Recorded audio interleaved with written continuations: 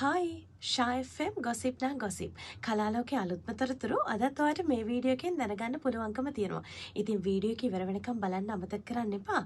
ඒ වගේම ෂාෆම් official YouTube channel එකත් අනිවාර්යයෙන්ම subscribe කරලා තියාගන්න.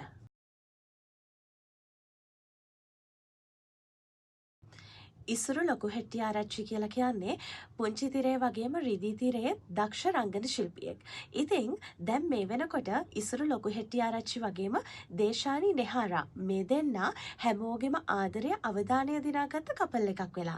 ඉතින් කාලයක් හැංගිලා තිබුණු මේ දෙන්නගේ ආදර කතාව දැන් ඉතින් කාටවත්ම රහසක් නෙමෙයි. ඉතින් හැමෝගෙම ආදරය දිනාගෙන ඉන්න මේ කපල් එක පහුගිය දවසක හරි ලස්සන ෆොටෝ ෂූට් එකක් කරලා තිබුණා. ඒ හැමදේම ඒගොල්ලන්ගේ ෆෑන්ස්ලාත් එක්ක ෂෙයා කරගන්නත් අමතක කරලා තිබුණේ නැහැ.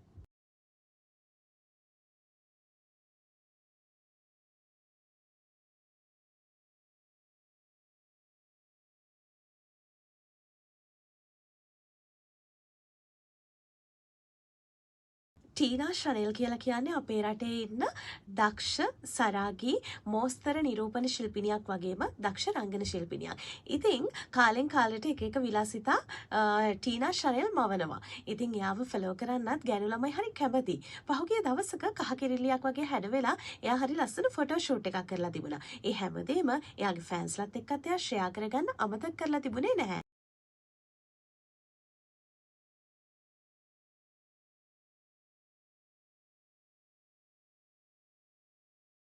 ඉතින් අද දවසට කලාලෝක තොරතුරු ඔන්න ඔය විදිහයි. ලබන සතියේත් මේ විදිහටම කලාලෝකයේ අලුත්ම තොරතුරුත් එක්ක හම්බ වෙමු. ගිහින් එන්නම් මං ඊෂා.